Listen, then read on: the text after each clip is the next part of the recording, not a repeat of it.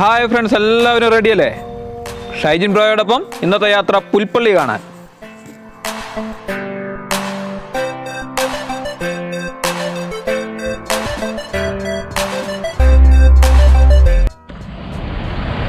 Hi friends, കണ്ടതും കാണാത്തതുമായ കാഴ്ചകൾ, കേട്ടതും കേൾക്കാത്തതുമായ കഥകളും തേടിയുള്ള ട്രിപ്പ് ആൻഡ് സ്റ്റോറീസിൻ്റെ പുതിയൊരു എപ്പിസോഡ് ഇവിടെ തുടങ്ങുകയാണ്. ഇന്നത്തെ നമ്മുടെ യാത്ര ചരിത്രമുറങ്ങുന്ന കറുത്ത പൊന്നിൻ്റെ നാട് എന്നറിയപ്പെടുന്ന കബനിയുടെ നാട് എന്നൊക്കെ അറിയപ്പെടുന്ന പുൽപ്പള്ളിയിലേക്കാണ്. ഈ പുൽപ്പള്ളിയിലേക്കുള്ള യാത്ര, ഞാനിപ്പോൾ നിൽക്കുന്നത് സുൽത്താൻ ബത്തേരി KSRTC ഗ്യാരേജിലാണ് നിൽക്കുന്നത്. ഇവിടെ നിന്ന് അങ്ങോട്ട് പുൽപ്പള്ളിയിലേക്കുള്ള യാത്ര വളരെ അതിമനോഹരമായൊരു റൈഡായിരിക്കും. കാരണം അത് കാടിൻ്റെ ഉള്ളിലൂടെയാണ് യാത്ര. ആ യാത്ര അതിമനോഹരമായിരിക്കും. അപ്പോൾ ഫ്രണ്ട്സ്, നമ്മുടെ വീഡിയോ സബ്സ്ക്രൈബ് ചെയ്യാതെ കാണുന്നവരുണ്ടെങ്കിൽ തൊട്ട് താഴെയുള്ള ആ ചുവന്ന അക്ഷരത്തിൽ വന്നിരിക്കുന്ന സബ്സ്ക്രൈബിൽ ഒന്ന് തൊട്ടടുത്ത് തന്നെ നമ്മുടെ ബെൽ ബട്ടൺ കാണുന്നുണ്ടല്ലോ, അവിടെ ഒന്ന് പ്രസ് ചെയ്യുക. തൊട്ടടുത്തുള്ള ഓള് പ്രസ് ചെയ്ത് കഴിഞ്ഞാൽ നമ്മുടെ എല്ലാ വീഡിയോസും നിങ്ങൾക്ക് നോട്ടിഫിക്കേഷനായിട്ട് വന്നുകൊണ്ടിരിക്കും. എല്ലാവരും ഞങ്ങളുടെ കൂടെ കട്ട സപ്പോർട്ടായിട്ട് കൂടെ ഉണ്ടായിരിക്കണം. ഇനി അപ്പോൾ നമുക്ക് നേരെ പുൽപ്പള്ളിയിലേക്ക്.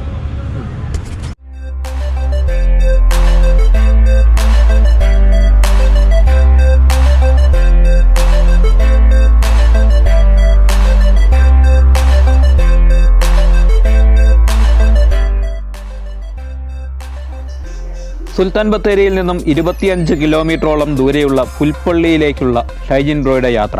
കൂടെ കാഴ്ചകൾ കാണാൻ നമുക്കും ചേരാം. സുന്ദരമായിട്ടുള്ള വീഡിയോകൾ നമുക്ക് സമ്മാനിക്കുന്ന ഷൈജിൻ ബ്രോയുടെ ചാനൽ നമുക്ക് എല്ലാവർക്കും സബ്സ്ക്രൈബ് ചെയ്ത് തന്നെ കട്ടയ്ക്ക് കൂടെ നിൽക്കാം. അടിപൊളി കാഴ്ചകൾ നമുക്ക് കിട്ടുമെന്നുള്ള കാര്യത്തിൽ ഒരു സംശയവും വേണ്ട.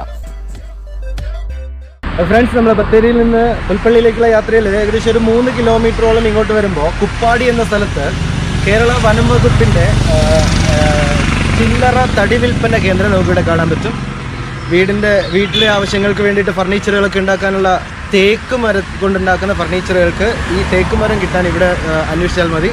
നിങ്ങൾ വയനാട്ടിൽ വരുന്നുണ്ടെങ്കിൽ അല്ലെങ്കിൽ നിങ്ങളുടെ വീട്ടിലേക്ക് ആവശ്യമുള്ള ഫർണിച്ചറുകൾ തേക്കിൽ നിർമ്മിക്കണം എന്ന് തോന്നിയാൽ ഇവിടെ വന്നോളാം. ഇവിടെ വന്ന് നമുക്ക് ആപ്ലിക്കേഷൻ കൊടുത്തു കഴിഞ്ഞാൽ മരം വാങ്ങിച്ചു കൊണ്ടുപോയി ഫർണിച്ചറുകൾ ഉണ്ടാക്കാൻ പറ്റും. വീടിൻ്റെ സ്കെച്ചും പ്ലാനും ഒക്കെ സമർപ്പിച്ചു കഴിഞ്ഞാൽ വളരെ മിതമായ വിലയ്ക്ക് നമുക്ക് ഇവിടുന്ന് തേക്ക് മരം വാങ്ങിച്ചു പോകാവുന്നതാണ്. ഗവൺമെൻറ്റിൻ്റെ കീഴിലുള്ള തേക്ക് പ്ലാന്റേഷനിൽ നിന്നും കളക്ട് ചെയ്യുന്ന തേക്കുകളാണ്, മൂപ്പെത്തിയ തേക്കുകളാണ് ഇവിടെ കൊണ്ടുവെക്കുന്നത്. ഇവിടെ ബൾക്കായിട്ടും അതുപോലെ റീറ്റെയിലായിട്ടും ഒക്കെ ഇവിടെ വിൽപ്പന നടക്കുന്നുണ്ട്. ബൾക്കായിട്ടുള്ള ലേലം നടത്തുന്നതൊക്കെ ഇവിടെ വെച്ചാണ്. അപ്പം ഇനി നമ്മുടെ പുൽപ്പള്ളിയിലേക്കുള്ള യാത്ര തുടരാം.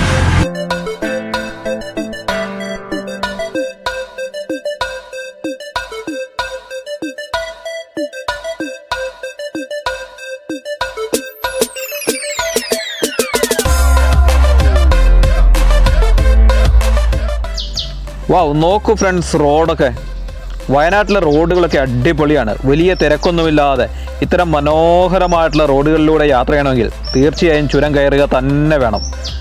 ബത്തേരിയിൽ നിന്ന് പുൽപ്പള്ളിക്കുള്ള റോഡും അതിമനോഹരമാണ്. വനത്തിലൂടെ ഏകദേശം 10-18 കിലോമീറ്റർ നമ്മൾ കടന്നു പോകുന്നത് വനത്തിലൂടെ തന്നെയാണ്.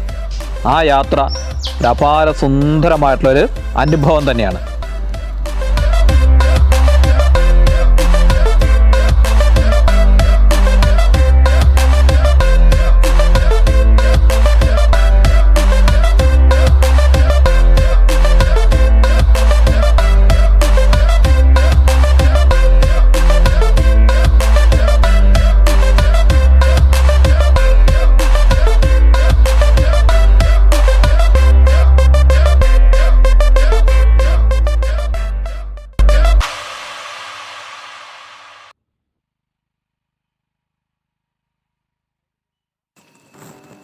വയനാട് ഒരിക്കൽ പോലും സന്ദർശിക്കാതെ കേട്ടറിവുകൾ വെച്ച് വയനാടിൻ്റെ ചിത്രം മനസ്സിൽ സൂക്ഷിക്കുന്നവർക്ക് ഈ ഒരു പാതയൊക്കെ അത്ഭുതമായിരിക്കും. ഇതൊക്കെയാണോ വയനാട് എന്നൊരു പക്ഷേ ചിന്തിക്കുന്നുണ്ടാവും.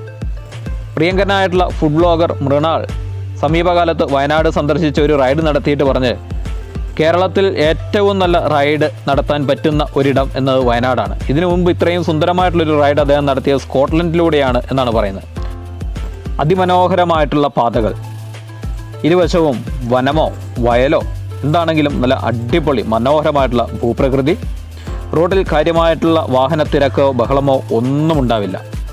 അപ്പോൾ വയനാട്ടിലൂടെ ഒരു റൈഡ് നടത്താൻ കിട്ടുന്ന ചാൻസ് ആരും മിസ് ചെയ്യരുത്. അതിലേറ്റവും പ്രധാനപ്പെട്ട ഏറ്റവും നല്ല ഒരു അനുഭവം നമുക്ക് സമ്മാനിക്കുന്നതാണ് സുൽത്താൻ ബത്തേരിയിൽ നിന്ന് പുൽപ്പള്ളിക്കുള്ള യാത്ര.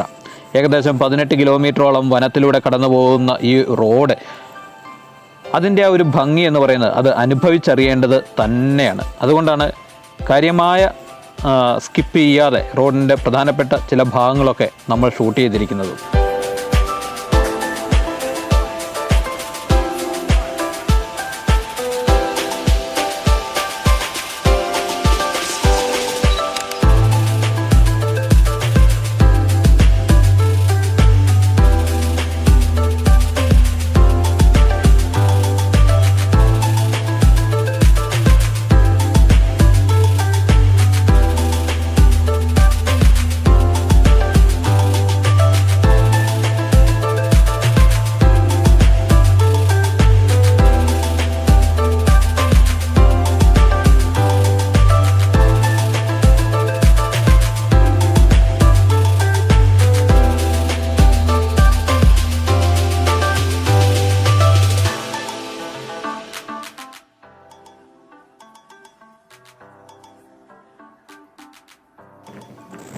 ഫ്രണ്ട്സ്, നമ്മൾ പുൽപ്പള്ളി ബത്തേരി റൂട്ടിൽ മെയിൻ റൂട്ടിൽ തന്നെയുള്ള വനത്താൽ ചുറ്റപ്പെട്ട ഗ്രാമമായ ചെതലയത്തേക്ക് എത്താണ്.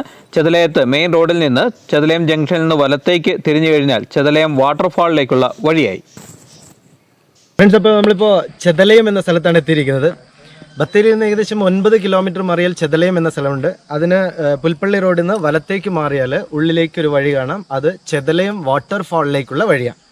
ചെതലയം വാട്ടർഫാൾ കാടിൻ്റെ ഉള്ളിലാണ്, ഫോറസ്റ്റിൻ്റെ ഉള്ളിലാണ്. അങ്ങോട്ടേക്ക് പോകണമെന്നുണ്ടെങ്കിൽ ഫോറസ്റ്റുകാരുടെ പ്രത്യേക അനുമതി വാങ്ങിച്ചാലേ ഉള്ളിൽ കയറാൻ പറ്റുള്ളൂ. പ്രത്യേകിച്ച് ഇപ്പോൾ കോവിഡ് കാലഘട്ടം ആയതുകൊണ്ട് ഉള്ളിലേക്ക് ഒട്ടും കയറാൻ പറ്റില്ല. മാത്രമല്ല, മറ്റൊരു പ്രധാന കാര്യം പറയാനുള്ളത്, ഈ കഴിഞ്ഞ ദിവസം ഇവിടെയുള്ള വീട്ടിൽ നിന്ന് പോത്തിനെയൊക്കെ കടുവ കടിച്ച് തിന്നു, കടുവ കൊന്നു എന്നുള്ള ഒരു വാർത്ത വന്നിരുന്നു. അതുകൊണ്ട് തന്നെ ഉള്ളിലേക്ക് കയറാൻ പറ്റില്ല. അത്രയും ഡെൻസായിട്ടുള്ള ഫോറസ്റ്റ് തന്നെയാണത്. കടുവ അടക്കമുള്ള ജീവജാലങ്ങൾ ഇവിടെ കാണുന്നുണ്ട്. ഞാൻ പിടിച്ചിരിക്കുന്ന ഗേറ്റ് കണ്ട, മൊത്തം മുള്ളു കൊണ്ട് നിറഞ്ഞിരിക്കുക. ഇത് എൻ്റെ പ്രത്യേകത, ആന പോലുള്ള വന്യജീവികൾ പുറമേക്ക് വരാതിരിക്കാൻ വേണ്ടിയിട്ടും അവർ ഈ ഗേറ്റ് തകർക്കാതിരിക്കാനൊക്കെ ആയിട്ട് മുള്ള് വെച്ചിരിക്കുകയാണ്. ഇത് കണ്ടാൽ തന്നെ അറിയാലോ, വയനാട്ടിലെ ഈ കാടിൻ്റെ പ്രദേശത്ത് താമസിക്കുന്ന ആൾക്കാരുടെ ഒരു ജീവിത രീതി നിങ്ങൾക്ക് മനസ്സിലാവുമെന്ന് വിചാരിക്കും. ഈ ചെതലയത്തിന് ഇങ്ങനൊരു പേര് വന്നതിൻ്റെ പുറകിലൊരു വിശ്വാസമുണ്ട്. പണ്ട് ശ്രീരാമനാൽ ഉപേക്ഷിക്കപ്പെട്ട സീത, നമ്മൾ കഴിഞ്ഞ എപ്പിസോഡിൽ കണ്ടിരുന്നു, നമ്മുടെ പൊൻകുഴിയിൽ ഉപേക്ഷിച്ചു പോയി. അതിനുശേഷം അവർ നടന്നു വന്നതും ഇവിടെ താമസിച്ചു എന്നും കരുതപ്പെടുന്നു. അങ്ങനെ സീത താമസിച്ച സീതയുടെ ആലയം, സീതാലയം എന്ന സ്ഥലത്തിൽ നിന്നാണ്, ആ സീതാലയം എന്ന പേരിൽ നിന്നാണ് ചെതലയം എന്ന പേര് വന്നത് എന്ന് ഇവിടുത്തെ വിശ്വാസികളുടെ ഇടയിലൊരു വിശ്വാസമുണ്ട്. നമുക്കിനി വെള്ളച്ചാട്ടം കാണാൻ പറ്റാത്തതുകൊണ്ട് ഇവിടെ നിന്നിട്ട് കാര്യമില്ല. നമുക്ക് നേരെ പുൽപ്പള്ളിയിലേക്ക് യാത്ര തുടരാം.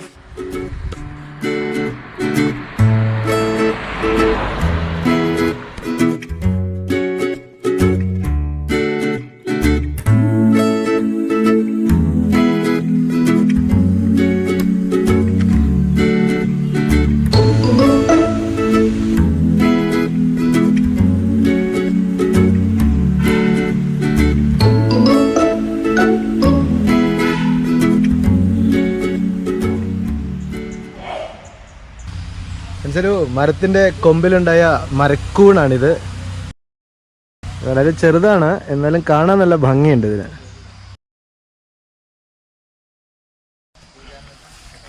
ഓക്കെ, നമ്മളിപ്പോൾ നിൽക്കുന്നത്, നമ്മളിപ്പോൾ പോയ ചെതലയം വാട്ടർഫാളിൻ്റെ ഓപ്പോസിറ്റ് പുൽപ്പള്ളി ടൗണിലേക്ക് കയറി വരുമ്പോൾ ഒരു 1/2 കിലോമീറ്റർ മേലേക്ക് ഇങ്ങനെ കയറി വരുമ്പോൾ കാണാൻ പറ്റുന്ന ഒരു പഠന കേന്ദ്രമാണിത്. യൂണിവേഴ്സിറ്റി ഓഫ് കാലിക്കറ്റ് യൂണിവേഴ്സിറ്റിൻ്റെ കീഴിലുള്ള ട്രൈബൽ സ്റ്റഡീസ് ആൻഡ് റിസർച്ച് സെൻ്ററാണിത്. ചെറിയ ക്ലാസ്സുകളിലൊക്കെ ട്രൈബൽ കുട്ടികൾക്ക് 8, 9, 10 ക്ലാസ്സുകളിലൊക്കെ അവർക്ക് നിന്ന് പഠിക്കാനൊക്കെ MRSകളൊക്കെ ഉണ്ടാവും. പക്ഷേ അതിനുശേഷം ഒരു ഹയർ ലെവൽ +2 കഴിഞ്ഞ് വരുന്ന കുട്ടികൾക്കൊക്കെ ഹയർ ലെവലിലേക്ക് കൂടുതൽ പഠിക്കാനും ഹയർ ലെവലിലേക്ക് പഠിക്കാൻ അവസരം കിട്ടുന്ന ഒരു ഇൻസ്റ്റിറ്റ്യൂട്ടാണിത്, ഒരു സ്ഥാപനമാണിത്. ഡിഗ്രി PG കോഴ്സുകളാണ് ഇവിടെ ചെയ്യുന്നത്. അവർക്ക് ഇങ്ങനൊരു അവസരം കിട്ടിയത് വളരെ അനുഗ്രഹമാണ്. കാരണം എന്ന് വെച്ചാൽ ഇങ്ങനൊരു ഒരു ഒരു കോളേജ് മറ്റു സ്ഥലങ്ങളിൽ വളരെ കുറവായിട്ട് കാണുന്നുള്ളൂ. വയനാട്ടിൽ തന്നെ എനിക്ക് തോന്നുന്നു ഇത് മാത്രമാണ് വയനാട്ടിലെ ട്രൈബൽ സ്റ്റഡി സെൻറ്റർ കാണുന്നത്. ഒരുപാട് കുട്ടികളെ അറിവിൻ്റെ ലോകത്തിലേക്ക് കൈപിടിച്ചുയർത്താൻ ഈ സ്ഥാപനത്തിന് സാധിച്ചു എന്നുള്ളതാണ് ഇതിൻ്റെ ഏറ്റവും വലിയ ഒരു മേന്മയായിട്ട് കാണാനുള്ളത്. എല്ലാവിധ ആധുനിക സജ്ജീകരണങ്ങളും ഇവിടെ നടത്തിയിട്ടുണ്ട്. കാണാൻ വലിയൊരു കോളേജ് തന്നെയാണ്. പക്ഷേ കൊറോണ ആയത് കാരണം ഇപ്പോൾ കോളേജുകളൊന്നും നടക്കുന്നില്ല, ക്ലാസ്സുകളൊന്നും നടക്കുന്നില്ല, എല്ലാം പൂട്ടിക്കിടക്കുകയാണ്. നല്ലൊരു അന്തരീക്ഷമാണ് കേട്ടോ, നല്ലൊരു കാടിൻ്റെ ഒരു അന്തരീക്ഷം, ചുറ്റും പച്ചപ്പ്, നടുക്ക് ഒരു കലാലയ അന്തരീക്ഷം. ഓക്കെ, ഇനി നമുക്ക് കൂടുതൽ കാഴ്ചകൾ കാണാൻ നമുക്ക് പുൽപ്പള്ളിയിലേക്കുള്ള യാത്ര തുടരാം. എല്ലാവരും ആക്റ്റീവ് അല്ലേ, ഉഷാറല്ലേ? കൂടെ ഉണ്ടാവില്ലേ? കൂടെ കാണണം, കട്ട സപ്പോർട്ടായിട്ട് കൂടെ ഉണ്ടായിരിക്കണം. അപ്പോൾ നമ്മുടെ വീഡിയോ ചാനൽ സബ്സ്ക്രൈബ് ചെയ്യാൻ മറക്കല്ലേ. താഴെയുള്ള ആ ബെൽ ബട്ടൺ അമർത്തി ഓൾ പ്രസ് ചെയ്ത് കഴിഞ്ഞാൽ ഞങ്ങൾ ചെയ്യുന്ന എല്ലാ വീഡിയോസും നിങ്ങൾക്ക് അപ്പം തന്നെ കാണാവുന്നതാണ്. അപ്പോൾ ഇനി നമുക്ക് പുൽപ്പള്ളിയിലേക്കുള്ള യാത്ര തുടരാം അല്ലേ.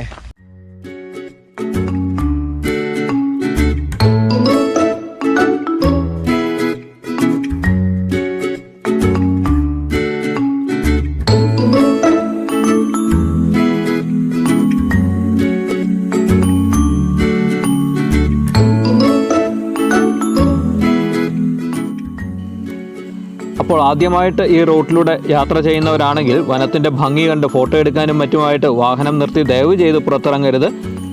കടുവയടക്കമുള്ള വന്യമൃഗങ്ങൾ സ്വച്ഛന്തം വിഹരിക്കുന്ന വനപ്രദേശമാണിത്. ജീവൻ പോലും അപകടത്തിലാകാം. യാത്ര ചെയ്യുന്നത് സുരക്ഷിതമായിട്ടായിരിക്കട്ടെ.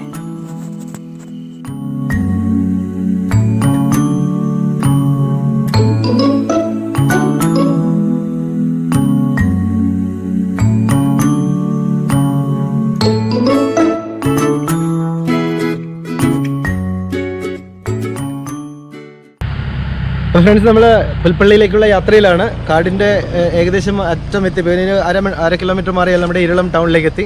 അപ്പോൾ ഇവിടെ കാണാൻ പറ്റിയ ഒരു കാര്യം എന്ന് പറഞ്ഞാൽ ഇവിടെ കാട്ടുമൃഗങ്ങളൊക്കെ ജനവാസ കേന്ദ്രത്തിലേക്ക് ഇറങ്ങുന്നുണ്ടോ, അത് പ്രത്യേകിച്ച് ആന പോലുള്ള ജീവജാലങ്ങൾ ജനവാസ കേന്ദ്രത്തിലേക്ക് കയറുന്നുണ്ടോ അല്ല ആന വരുന്നുണ്ടോ എന്നൊക്കെ അറിയാൻ വേണ്ടിയിട്ട് വനം വകുപ്പ് ഉദ്യോഗസ്ഥർ ഇവിടെ താമസിക്കുന്നുണ്ട്. ജനങ്ങൾക്ക് നിർദ്ദേശം നൽകാനൊക്കെ ആയിട്ട് ഇവിടെ താമസിക്കുന്നുണ്ട്. ഇവിടെ ആനയുടെ കാര്യം പറഞ്ഞപ്പോഴാണ് മറ്റൊരു കാര്യം ഓർമ്മ വരുന്നത്. ഇവിടെ മണിയൻ എന്നൊരു ആന, കാട്ടാന, ജനങ്ങൾ കൊടുത്ത പേരാണ് മണിയൻ. മണിയൻ്റെ പ്രത്യേകത എന്ന് വെച്ചാൽ ഇത്രയും ജനങ്ങളോട് അടുത്ത് ഇടപഴകിയ ഒരു കാട്ടാന വേറെ എവിടെയും കാണാനില്ല എന്ന് വിചാരിക്കുന്നു. ആ ആനയുടെ പ്രത്യേകത, നമുക്ക് വേണമെങ്കിൽ നമ്മുടെ കയ്യിൽ നിന്ന് പഴം പോലുള്ള സാധനങ്ങളൊക്കെ കയ്യിൽ വെച്ച് ആനയ്ക്ക് കൊടുക്കാം. അത്രയും ഇണങ്ങിയ ഒരു കാട്ടാന ഈ പ്രദേശത്തുണ്ടായിരുന്നു. ബത്തേരി പുൽപ്പള്ളി റൂട്ടിൽ യാത്ര ചെയ്യുന്ന സമയത്ത് എല്ലാ ദിവസവും നമുക്ക് കാണാൻ പറ്റുന്ന ഒരു കാഴ്ചയായിരുന്നു ഈ മണിയൻ്റെ നിൽപ്പ്. നല്ല വലിയ കൊമ്പുള്ള, നല്ല പ്രൗഢിയോടുകൂടി, തലയെടുപ്പോടുകൂടി നിൽക്കുന്ന ഒരു ആനയായിരുന്നു നമ്മുടെ ഈ മണി എന്ന് പറയുന്ന ആന.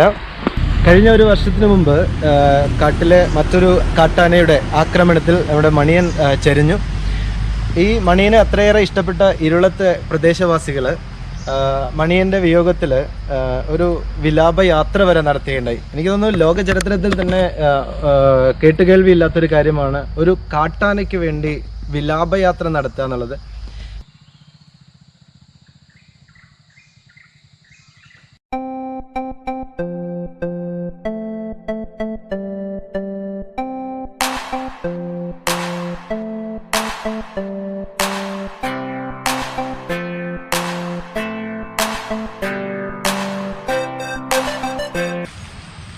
സ്വന്തമായി ഒരു തുണ്ട് ഭൂമി പോലും ഇല്ലാതിരുന്ന ആദിവാസികൾ കാട് പ്രദേശം, അധികം ജനവാസമില്ലാത്ത കാട്ടുപ്രദേശത്തെ കുറച്ച് സ്ഥലം കയ്യേറി പാർത്ത ഒരു പ്രദേശമാണിത്. ആദിവാസികളുടെ കുടിലുകളുടെ മുമ്പിൽ എത്ര ഭംഗിയായിട്ടാണ് ഈ ചെടികളൊക്കെ വെച്ച് പിടിപ്പിച്ചിരിക്കുന്നത് നമുക്ക് നോക്കാം. തൊട്ടടുത്ത് തന്നെ കാണുന്നുണ്ട്.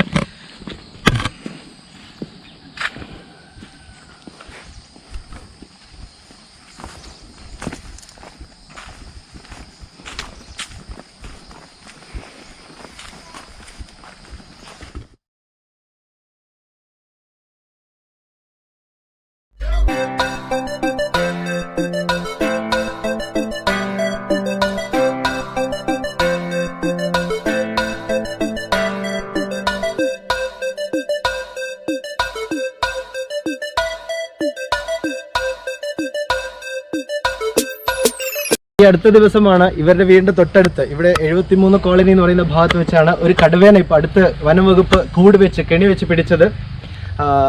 അത്തരം വന്യമൃഗങ്ങൾ നിറഞ്ഞിരിക്കുന്ന ഈ പ്രദേശത്താണ് അവർ സ്വന്തം ജീവൻ പണയം വെച്ച് ജീവിക്കാനുള്ള കഷ്ടപ്പാട് കാരണം ഇങ്ങനെ വന്ന് ഇവിടെ താമസിക്കുന്നത്.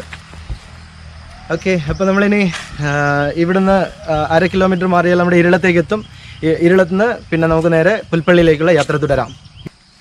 നമ്മൾ നേരത്തെ പറഞ്ഞ പോലെ രാമായണ കഥയുമായി അഭേദ്യമായ ബന്ധമുള്ള പ്രദേശങ്ങളാണ് ഇനി അങ്ങോട്ടുള്ളതെല്ലാം.